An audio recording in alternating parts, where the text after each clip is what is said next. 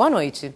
Ele é alagoano de nascimento, mas há 41 anos escolheu a Bahia para morar e fazer negócios. Engenheiro agrônomo por formação, o meu convidado deste domingo é membro do Conselho de Desenvolvimento Econômico e Social da Presidência da República, é presidente do Conselho Nacional das Agroindústrias do Brasil e diretor e fundador da Agrovale, que produz açúcar e etanol. Agora, inclui mais um desafio na carreira: presidir a federação de um setor essencial da economia baiana até 2016. Eu recebo Carlos Gilberto Farias, presidente eleito da FIEB, a Federação das Indústrias da Bahia. Boa noite, parabéns, seja muito bem-vindo. Boa noite. Silvana, muito obrigado por estar aqui. Boa noite aos ouvintes da TV Band Bahia, né? E eu estou às suas ordens. Obrigada ao senhor por ter vindo. Bom, vamos começar falando da eleição ainda, né? Perfeito. Na história da FIEB, essa foi uma eleição única, um momento único. Pelo acirramento, pela disputa, foi de fato uma eleição. A que o senhor acredita esse momento especial da democracia mesmo dentro da federação? Esse é um exercício nacional, né? O exercício da democracia que aqui na federação, por circunstâncias que não nos cabe nesse momento abordar, ela não era praticada ainda, né?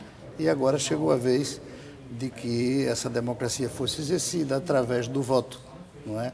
Com um grupo de apoiadores maior do que o grupo de apoiadores do presidente Mascarenhas. E o resultado, de forma pacífica e formidável, a meu favor, nós vencemos a eleição. A FIEB sai fortalecida nesse momento? Eu acho que a FIEB sai muitíssimo fortalecida por ter acontecido essa eleição e sai também, no primeiro momento, com bastantes arranhões.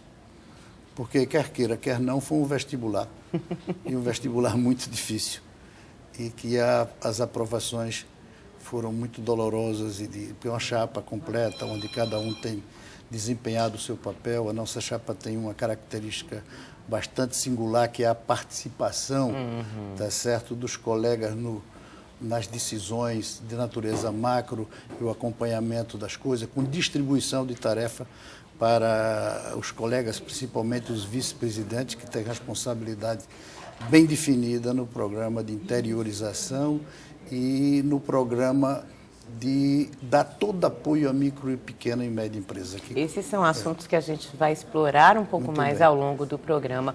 Mas antes, ainda pensando na questão da eleição em si, chegou-se a falar na possibilidade de impugnação de votos e de judicialização. O senhor acredita que agora, né, alguns dias depois da eleição, já é possível que ainda se vá à justiça? Olha, eu creio que não. Eu acho que no primeiro momento você tem o calor do resultado. Isso às vezes leva a uma opinião, tá certo? Às vezes a uma distorção no jornalista. E eu não acredito, porque a eleição foi tão pacífica na condução do dia da eleição. A eleição e todo o período foi conduzida por uma comissão eleitoral que foi eleita e indicada pelo presidente Mascarenhas, de mais altíssimo nível.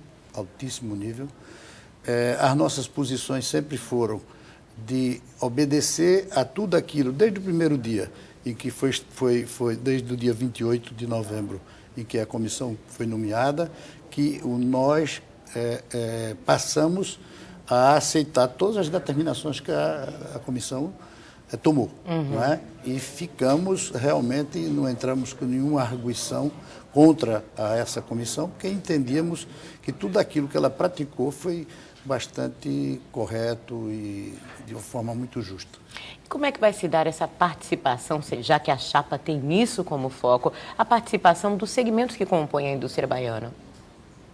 Olha, como ele disse, a participação vai ser bastante grande, principalmente nos micro, pequenos e médios empresários, não é? Onde nós temos um vice-presidente específico para ir desenvolver, levando, ele já tem uma experiência muito boa nessa área, presidia um conselho de micro e pequenas empresas e agora se agranda com os tentáculos para o interior, onde nós pretendemos criar diretorias regionais. A primeira coisa que nós vamos fazer nas regiões que foram mapeadas para que a gente interiorizasse, levando para ali a estrutura do Sistema S, que é a estrutura de educar e preparar essa mão de obra, tá certo? Toda ela vai ter de imediato, tão logo tome posse, um escritório da federação com uma pessoa preparada para que possa dizer ao pequenininho, ao médio e o grande, falamos já sobre o grande, para que possa dizer o que nós podemos dar para ele. Não é? De que maneira? Esses empresários se ressentem ainda desse contato e dessa orientação? Muito. Se ressentem muito porque nós temos 41 sindicatos, dos quais 36 se encontram na zona metropolitana. Nós temos somente, não é, esse número, ele começa a chocar a partir daí. Significa dizer que esse crescimento no interior, a Bahia é do tamanho da França, um pouco mais, não é?